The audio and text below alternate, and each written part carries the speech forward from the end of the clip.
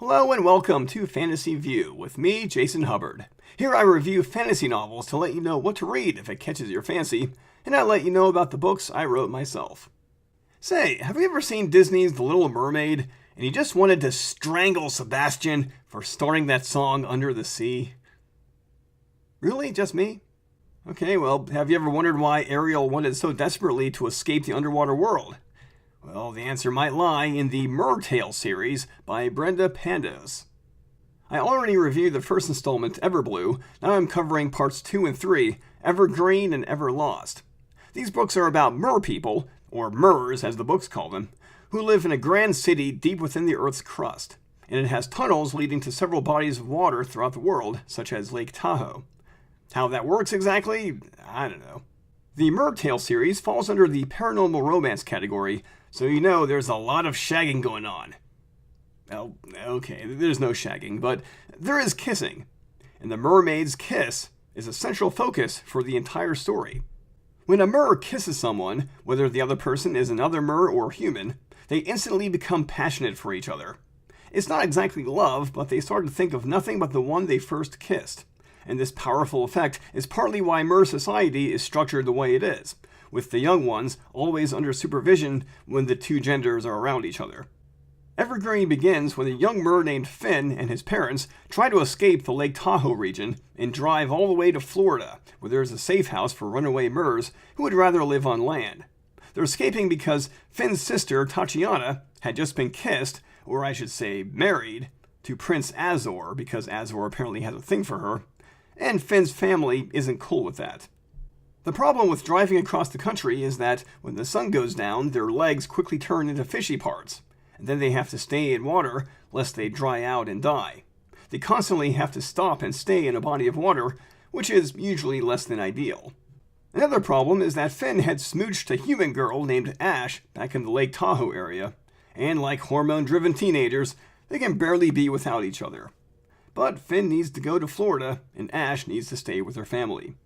They learn to cope simply by calling each other every night and going way over their free minutes. It reminds me of a stand-up comedian I once saw who imitated his college roommate whenever he talked to his girlfriend. Hello? I love you. I love you. I love you. While Finn is on the road like the road warrior, Ash is keeping an eye on Finn's uncle and cousin, who are living in, and incidentally wrecking, Finn's house. Colin, the cousin, is a bit of a creepazoid, and his uncle Alistair is even worse. They're trying to track down Finn and his parents because Prince Azor wants them detained. Or dead, whichever. Ash also has the interest of another boy named, get ready for it, Callahan. I already ragged about this character's name in the last review, so you can listen to it there. Callahan is actually far from a creepazoid, though I think he's a little underdeveloped. But that's okay, I suppose, since this isn't really his story to begin with. In conclusion, I like this book. It's quite inventive, and as I read it, I can almost see the gears turning in the author's head as she tries to work in interesting little details.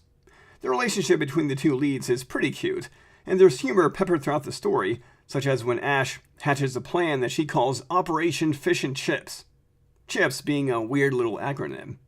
It does take a while for the book to get good, but it ends with a suspenseful sequence involving drunken teenagers, a wild car chase, and a painful mer transformation.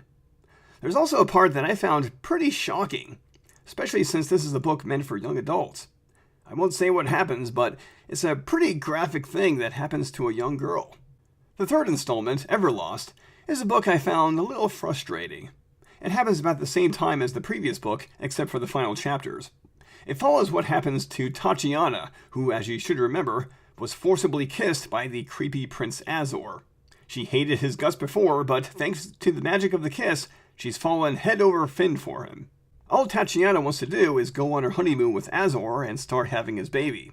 But Azor needs to gather and mobilize his troops, because revolutionary forces are at work within the underwater kingdom of Natatoria. So there's a constant back and forth throughout much of the story. Tatiana tries to get Azor to have sex with her, but Azor, in spite of his earlier interest in her, wants nothing to do with her, and does his best to avoid doing the twisted tango. And there's no mystery why, as one of the maids in the barracks looks at the newlyweds jealously. After thwarted sex, Thwarted sex, that's a good one.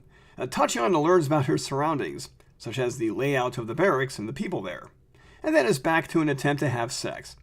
It doesn't work out, so then Tatiana gets moved to the palace, where she's greeted by the royal family as one of their own. And then is back to another attempt at sex, only it's a little different this time. I know the author is just trying to build suspense, but I was like, just get on with it already. There's also Jacob, a revolutionary who poses as a palace guard, and he's assigned to look over Tatiana. Will Tatiana ever manage to escape her charmed relationship with Azor and be with this mysterious Jacob instead? Does a horse shit in the castle when Lord Tywin rides it? The story sounds simple, but there are actually a lot of twists and turns going on. And at the very end, when the entire cast comes together, there's a big exchange of he said, she said, which might make you scratch your head trying to work everything out. On a positive note, it really shows what happens when someone spins a web of lies so large that it gets beyond one's control. The world building is very inventive, such as how rooms in the barracks in the palace have air in them, which is considered a luxury. And there are little sayings that are funny as well as corny, such as curses like, fish sticks, sea stars, you son of a bass, and my personal favorite, you moray eel-sucking bastard.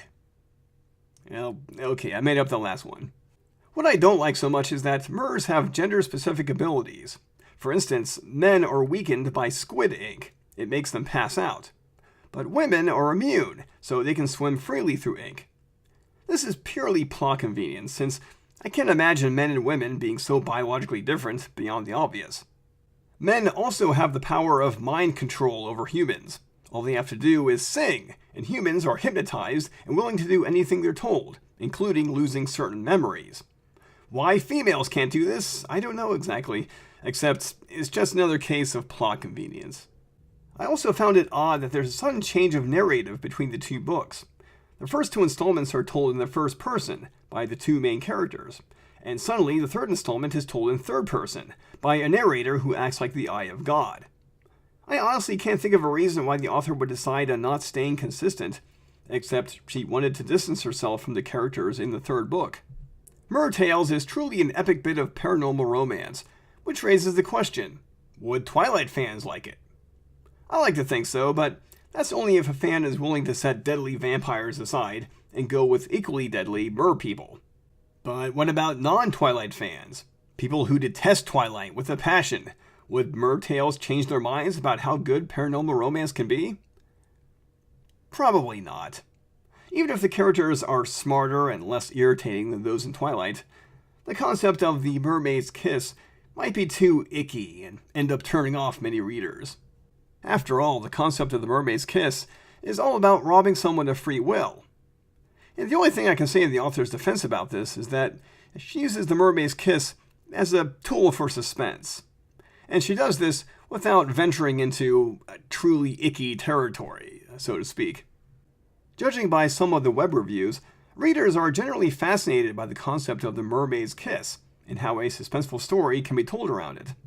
The third installment ends on a pretty satisfactory note, but there is a fourth installment called Evermore, which I have yet to read.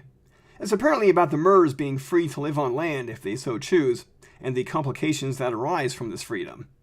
Oh, and some of the young characters go to college, where they probably discover the joy of booze. I can hardly wait to see how that goes.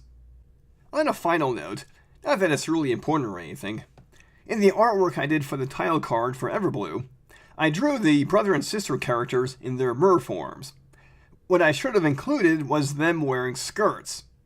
In this world, all mer people have to wear skirts, even the men. Because if they don't, then they might as well be singing that Chuck Berry classic, My Ding-a-ling, all the livelong day. I'm Jason Hubbard. Thanks for listening to Fantasy View, and please, keep reading.